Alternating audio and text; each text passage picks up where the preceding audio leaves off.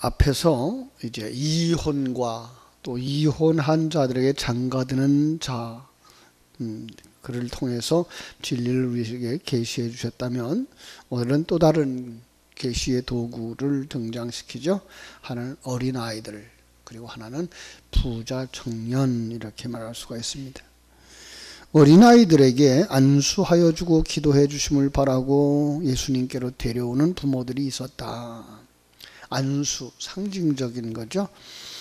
아주 상징성이 강한 행위입니다. 한 집안의 장손이 이렇게 태어났을 때, 그리고 길을 떠날 때, 혹은 이제 죽음에 임박해서 자손들에게 특권과 축복을 그렇게 시여할 때 행해졌던 행위가 바로 안수였습니다. 축복이 그 내용이죠.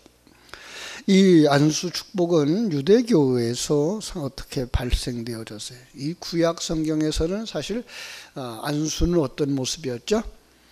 제물에게 내 모든 죄를 전가시켜서 그 제물을 하나님께 드릴 때 사용하는 전달의 모습이었죠.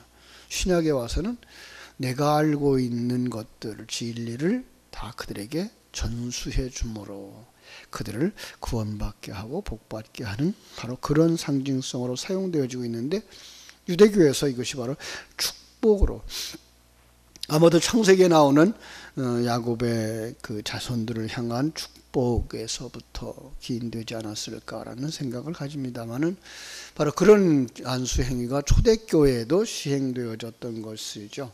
오늘까지도 계속 이어지고 있는데요. 많은 사람들이 어린아이를 데리고 왔어요. 그 속에 부모님들에게 끌려서 왔겠죠, 물론. 그리고 품에 안고 왔을 거예요. 그리고 그들을 예수님께로 데려가고 있는데, 제자들이 이제 반대하죠. 가로막고, 그죠? 자, 여기서 우리는 지난번에도 제자들이 누가 큰 자입니까? 라고 이렇게 질문하고 있을 때, 그 속에서 등장시켰던 어린아이 생각나시죠? 18장에서 아마 나왔을 것 같은데, 하나님은 전적으로 그 어린아이들을 축복하시면서 어린아이들이 하나님만 의지하는 자, 바로 이게가 천국에서 큰 자다라고 말씀하는 거죠. 엄마 품에 안겨있는 어린아이 같이 다른 것 전혀 바라보지 않는 거죠. 엄마의 보호하심만 있으면 된다, 엄마 품에 있으면 된다라는 그런 아주 단순하고도 깊은 진리가 그 속에 담겨져 있다라고 얘기를 했어요. 당시에는 사실 어린아이들에게 그렇게 귀중하게 여기지 않았죠. 어떤 면에서 거추장스럽게 여겼던 것을 우리가 보게 됩니다. 안타까운 것은 이 시대도 그랬죠, 그죠? 그래서 어린아이들을 우리들이 마음대로 유산을 시켜버리고, 그죠? 그래서 자녀들을 이렇게 낳고 풍성한 자녀들을 두고 여럿을 자녀를 두고 살았던 그 시대 속에서 자녀를 둘만 낳자, 하나만 낳자라고 이제 강조하고 시작했던 시대. 지금은 뭐예요? 자기를 위해서 자식들을 두지 않는 시대, 이런 시대로 변해가고 있는 이 하나님의 그 자녀들에 관한 관점과 인간의 삶 속에서 자녀들이 지금 얼마나 자기들이 평안하게 하고 행복하게 하고 풍성함을 누릴 수 있는지, 거기에 가로막고 있는지를 이렇게 생각하게 만드는 아주 나쁜 상황이 흘러가고 있는 거죠. 자, 그런데 주님께서는 보시는 것은 완전히 달랐습니다. 주님은 그 어린아이들을 아주 소중하게 여겼죠. 그 어린아이들을 데리고 오는 그 부모님의 믿음을 강조하면서 그들에게 이제 마음껏 축복하는 이 주님의 모습을 볼 수가 있습니다. 14절에 보면 그렇게 말씀하고 있어요. 예수께서 이르시되 어린아이들을 용납하고 내게 오는 것을 금하지 마라. 천국이 이런 사람의 것이니라 라고 말씀하시는 거죠. 하나님 나라에 들어가기 원하는 자들에게 그 믿음과 그 마음이 바로 어린아이와 같아야 된다. 어린아이와 같이 온전히 하나님을 의존하는 사람, 그리고 더 나아가서 순수하고 순전하고 순결하고 그 말씀에 순종하는 사람. 그죠? 장차 이 나라의 기둥이고 교회의 기둥이고 가문의 기둥이라는 사실들을 잃어버리지 말아야 할 소중한 자녀들인 거죠. 다시 한번 어린아이들의 특성을 기억했으면 좋겠습니다. 자신을 의지하지 않는다는 거죠. 자신을 의지할 게 하나도 없는 것, 바로 어린아이들이죠. 예수님을 전적으로 의존하는 거죠. 그죠? 구세주, 하나님. 그래서 그는 하나님이 내게 주신 그 권위, 부모님에 대한 권위, 스승에 대한 권위, 목자에 대한 권위를 절대로 인정하며 그 앞에 순종하는 자들, 이 어린아이들이죠. 그리고 그들에게 미래가 어떻게 펼쳐질지 아무도 몰라요. 지금 보는 그 모습이 다가 아니라 장차 변화되어지고, 그죠? 성장하고 성숙해서 그들은 어떤 큰 일을 할지 몰라요. 지금은 콜리게고 개구장일지 모르지만 그 속에는 무한한 가능성이 들어가 있는 거예요. 그게 바로 어린아이들이에요. 우리의 심듦이 바로 그 자리까지 내려갈 수 있어야 된다라는 거죠. 또 하나의 등장시킨 도구가 부자 청년이다라고 말씀을 드렸습니다. 16절부터 22절까지인데요. 마가복음 10장에도 기록되어져 있고요. 누가복음 18장에도 기록되어져 있는 이런 아주 놀라운 사건이죠. 공관복음이라고 말하는 마태, 마가, 누가복음이 다 기록하고 있는 내용이에요. 굉장히 중요하다는 얘기죠. 그리고 여기 담아준 진리가 굉장히 깊다는 이야기죠. 어떤 사람이 죽게 왔다. 청년이라고 말하고 있죠. 22절에 보면 청년, 재물이 많은 청년. 마가복음 10장 17절에 의하면 계명을 다 지킨 사람. 그런데 불구하고 영생에 대한 갈급함 때문에 예수님 찾아온 사람. 구도자적인 모습, 열정적인 구도자적인 모습을 우리가 볼 수가 있습니다. 누가복음 18장 18절에 보면요, 이 사람은 관원이었다. 합쳐볼 수 있어야 되겠죠, 우리는. 그죠? 세상적으로 부족함이 없는 관원이고요, 재물도 많아요. 그죠? 높은 지위에 올라갔어요. 재물도 있어요. 남부럽지 않은 삶을 영위하고 살아요. 뿐만 아니라 그는 뭐 하고 있어요? 율법에 있어서 아주 정말 깨끗한 삶을 살아왔어요. 정리해 놓고 보니까 요한복음 3장에 나오는 니고데모하고 거의 같은 모습이죠. 그죠? 유대 관원이고 선생이고, 그는 정말 율법으로 완전한 바리새인이고. 그런데 그 부자 청년은 그런 걸 다 가지고 있으면서도 지금 어떤 구원에 대한 열망, 간절한 마음, 그럼에도 불구하고 누리지 못하는 평안함. 그래서 그냥 참 어두운 삶을 살아가고 있는 불신자들의 모습, 이렇게 봐야 되겠죠. 그런데 또 하나 이렇게 대조를 한번 보면요, 이 복음서 마가복음이나 누가복음이나 지금 마태복음에서 꼭 어린아이들을 통한 구원의 이야기 뒤에다가 기록해서 대조를 이루고 있는 모습을 보고 있어요.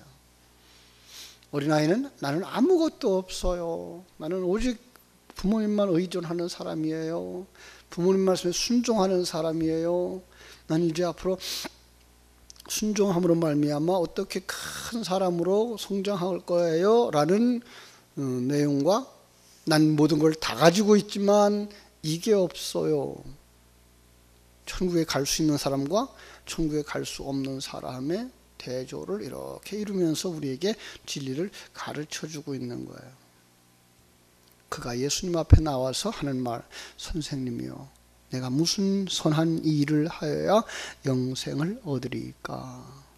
완전히 유대교적인 모습이죠. 종교인적인 모습이고요. 그죠? 무엇을 행하여야 라고 생각하고 있는, 구원에 관한 건 뭘 행하여야 라는. 어떤 면에서 자신의 능력을, 자신의 문제를 해결해 줄 수 있는 선생 중에 하나라고 생각하고 예수님 찾아온 거예요. 자, 예수님은 그렇게 말씀하시죠. 응? 네가 어찌하여 나를 선하다 일컫느냐. 하나님 한 분 외에는 선한 이가 없느니라. 구원을, 조건을 어떤 행위에다 두고 있고 어떤 열심에다 두고 있는 이 사람, 예수님은 그 사람의 수준에 내려가서 이야기를 시작합니다. 뭐라 그러죠? 계명들을 지켜라. 그죠? 17절에서 그렇게 말씀하시죠. 네가 생명에 들어가려면 계명들을 지키라. 저는 이렇게 말하고 싶어요. 네가 생명에 들어가려면 이 그릇은 가지고 있니? 그 그릇을 가지고 있어야 내가 그 그릇에 담겨진 진리를 풀어서 해석해 줄게. 오늘 성도들에게 물는다면 이렇게 말씀하고 있는 거죠. 너 성경은 읽어봤니? 성경 내용은 알고 있니?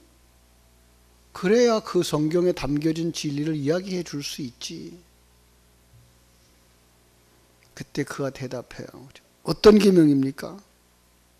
예수님이 말씀하시기를 살인하지 마라, 간음하지 마라, 도둑질하지 마라, 거짓 증거하지 마라, 네 부모를 공경하라, 이웃을 네 몸과 같이 사랑하라 하는 거. 그랬더니 청년이 아주 자신 있게 얘기를 하죠. 뭐라 그래요? 예, 그건 내가 어려서부터 다 지켰나이다. 참 대단한 청년이죠. 그죠? 마가복음 10장 20절에 보면 어려서부터 다 지켰다라고 말하고 있어요. 인간적인 측면과 종교적인 그 행위로서 칭찬받을 만한 이런 그 영적인 생명과 지혜가 없지만 행위로서 그는 완전하다고 할 만큼 율법으로서는 털어서 먼지나지 않을 만한 아주 훌륭한 삶을 살아왔다라는 거죠. 그런데 주님은 물어보죠. 이제 그 그릇에 담아준 진리를 내가 아니? 그래서 그렇게 말을 하지 않고 뭐라 그래요? 21절 네 소유를 팔아 가난한 자들에게 주라. 그리고 와서 나를 따르라. 내가 영안이 열린 사람이니 아니면 문자적으로 성경을 보는 사람이니? 라고 보시는 거예요. 여러분, 우리는 영안이 열려진 사람인가요? 아니면 닫혀져 있는 사람인가요? 영안이 닫혀진 사람을 소경, 그죠? 맹인이라고 말하죠. 맹인은 그냥 우리가 생각하고 있는 눈 멀어서 앞을 보지 못하는 사람을 이야기하는 게 아니고 성경 속에서 맹인은, 소경은 뭐예요? 영적인 세계를 보지 못하는 자. 하나님의 존재도, 그리고 하나님 앞에 서 있는 자신의 존재도, 신앙의 도리도 영적으로 보지 못하는 자. 그 영적으로 보는 장과 보지 못하는 장가를 점검하는 그 문구가 뭐예요? 내 소유를 다 팔아 가난한 자들에게 주라. 내 소유를 다 팔아. 어디가 생각나죠? 제가 여러 번 반복한 곳이 마태복음 13장 44절. 그죠? 뭐라고 되어져 있어요? 천국은 마치 밭에 감추어진 보화와 같으니 사람이 이것을 발견한 후에 숨겨두고 기뻐하며 돌아가서 자기의 소유를 다 팔아 그 밭을 사느니라.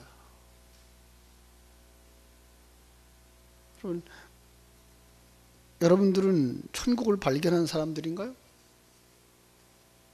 그리고 천국을 소유한 사람들인가요? 그렇다면 우리는 뭐가 있어야 된다고요? 어떤 행위가? 내 소유를 다 팔아. 제가 거기에 깊은 진리를 말씀드렸어요. 누구에게 팔아야 돼요? 하나님에게 파는 거예요. 하나님에게 판다는 말은 이 땅의 등기를 하나님께 내드리는 거예요. 내 것이 아니고 이제부터는 하나님 것입니다. 나는 이제부터 하나님의 종으로 사는 사람입니다. 청지기로 사는 사람입니다. 이게 뭐예요? 자기의 소유를 다 파는 사람. 그리고 그 사람은 천국이라는 그 밭을 산 사람. 오늘 청년에게 물어보는 것도 이거예요. 그거 너 가지고 있는 거, 그 관원이라고 하는 직책, 물질의 부요함, 네 온전하게 살아온 그 삶이 너로 말미암아 생겨난 것이 아니고 하나님이 것이라는 사실, 하나님이 주신 것이라는 사실을 인정하고 하나님을 따라 순종의 삶을 살아. 더 나아가서 그 진리, 그 안에 담겨진 진리를 네가 안다면 그것을 누구에게 주라? 가난한 자들에게 주라라는 거죠. 이 청년은 거기까지 이르지 못했어요. 그래서 어떻게 해요? 그가 가지고 있었던 것만 가지고 살아도 이 세상은 풍요롭게 살 수 있을 것이다 라는 생각을 가지고 예수님의 곁을 떠났다라는 거예요. 예수님의 요구는 뭐예요? 자기 십자가를 지고 하나님이 주신 사명을 가지고 그 사명을 잘 감당하면서 살아가는 사람, 이걸 원하셨던 거죠. 자, 우리는 어떻습니까? 우리는 정말 내가 가지고 있는 모든 것들이 하나님의 것인 것을 믿습니까? 내가 살아가고 있는 삶의 환경, 이 모든 것들을 하나님이 다스리고 통치하시고 섭리한다는 사실을 믿습니까? 그러면 사람들을 미워할 이유가 없어요. 그러면 불평하고 원망할 이유가 없어요. 지금 내가 살아가고 있는 이 상황이 나를 위하여 하나님이 예비하신 가장 좋은 것이라는 사실을 믿는 사람이 되거든요. 거기에 누가 함께 계셔요? 하나님이 함께 계셔요. 하나님이 이 상황을 통해서 나를 만드셔요. 그럼 그 속에서 뭐 할 수 있어야 돼요? 감사가 넘쳐야 되고 찬송할 수 있어야 되고, 그죠? 세상은 이런 사람들을 그냥 내버려 두지 않죠. 야, 그게 무슨 행복이니? 그게 무슨 복이니? 그렇게 살아가지고 무슨 사람답게 사니? 그렇게 살아가지고 하나님께 영광 돌리니? 라고 말하지만 믿음의 눈을 가진 사람들은 뭐 한다고요? 임마누엘을 누린다고요. 하나님이 인도하시는 곳을 따라간다고요. 거기가 사자굴이어도 괜찮아요. 풀무불 속이라도 괜찮아요. 카타콤이라도 괜찮아요. 누구와 함께하고 있기 때문에? 주님과 함께하고 있기 때문에. 그 환경을 통해 나를 온전하게 만들어서 하나님 나라에 들어가게 만들 하나님의 일하심을 보기 때문에. 그리고 이 진리를 가진 자는 어떻게 돼요? 그 진리를 가난한 자들에게 주어야 되는 거죠. 마음이 가난한 자, 심령이 가난한 자, 그죠? 이 땅에서 나그네로 살아가는 자들, 그들에게 나누는 거죠. 계속 나누는 거예요. 나누면 어떻게 돼요? 풍성해지는 거예요. 진리는 반복하면 반복할수록 더 풍성해지고 더 깊어지고요. 더 은혜 있게 되어지죠. 그게 누구예요? 천국을 누리는 사람. 그게 누구예요? 예수님을 따라가는 사람. 청년은 그걸 보지 못했어요. 청년은 그래서 주님 곁을 떠나버렸어요. 다른 곳에서 보면 뭐라 그래요? 부자가 천국에 들어가기가 낙타가 바늘귀 속으로 들어가기보다 더 쉬우니라. 여러분, 낙타가 바늘귀 속으로 들어간다. 있을 수 있을까요? 없을까요? 이건 없어요. 자기가 부자라고 여기는 사람, 어떤 사람이라 그랬어요? 방 한 칸밖에 없는데 그는 이건 내 거야 라고 생각하고 이건 내가 얼마나 더 공들여서 만든 건데 라고 생각하는 사람이 부자. 내 거라고 생각하고 내 힘으로 됐다라고 생각하고 보이는 것이 전부라고 생각하는 그 사람이 부자. 그럼 그 사람은 천국에 못 들어간다, 이렇게 말씀하시는 거예요. 어떤 사람이 가난한 자예요? 세상을 다 가졌어도 이건 내 것이 아니고 하나님의 것입니다. 재산이 몇십억, 몇백억이 되어져도 이건 내 것이 아니고 하나님의 것입니다 라는 고백이 있을 때 이 사람이 천국 사람인 거예요. 우리는 어떤 사람일까요? 우리는 주님 앞에서 어린아이인가요? 요즘 내가 너무 강해져 가고 있어요. 내가 너무 커가고 있어요. 세상 속에서도 그런다고 교회 안에까지 들어와서도 그러고 있어요. 그냥 하나님의 권위 앞에 순종하고 교회 안에 어른들 당회가 결정하고 하는 것을 따라가면서 배우는 거, 따라가면서 내가 만들어지는 건데 거기에 순종하지 아니하고 내 의견은 이렇고 내 주장은 이렇고 내가 생각하기에는 이래요 라고가 너무 강해요. 내가 살아있어요. 내가 부자예요. 지식으로도 부자고 경험으로도 부자고.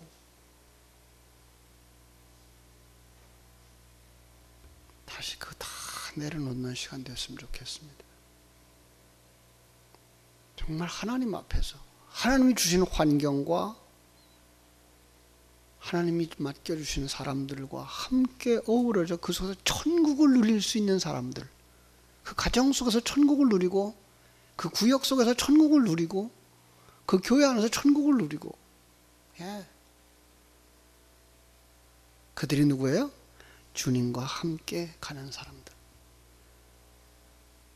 지금 주님이 우리와 함께 하신다는 사실을 믿는 믿음의 눈이 열려진 사람들, 영안이 열려진 사람들. 이 새벽에 정말 하나님께서 여러분의 눈을 열어서 이 환경이 얼마나 복된 환경인지, 내가 얼마나 큰 복을 받은 사람인지, 그거 나는 이제 어떻게 살아야 될지를 깨닫게 해주시는 큰 은혜가 여러분에게 있게 되기를 주의 이름으로 축복합니다. 기도하겠습니다. 아버지 우리 하나님, 크신 은혜와 사랑을 감사하옵고 감사합니다. 하나님의 큰 은혜, 그런데도 불구하고 저희들은 세상적인 욕망 때문에 더 가져야 되고 더 높은 자리에 올라가야 된다라고 생각하며 살아갑니다. 불쌍히 여겨 주시옵소서. 어린아이와 같지 아니한 것을 불쌍히 여겨 주시고 자기 소유를 다 팔아서 가난한 자 되어지지 못한 것을 불쌍히 여겨 주시고 이제도 진리와 생명의 말씀을 따라 아멘 하고서 순종할 줄 알며 주님의 말씀을 따라 겸손한 자로 내려갈 수 있는, 순종할 수 있는, 주님과 함께 십자가의 길을, 부활의 길을 걸어갈 수 있는 복된 성도들이 되도록 축복하여 주시옵소서. 오늘 하루도 일마다 때마다 시간마다 이 말씀이 생각나 나를 주님의 말씀 앞에 굴복시키는 시간 되게 하여 주시옵소서. 예수님의 이름으로 기도하옵니다.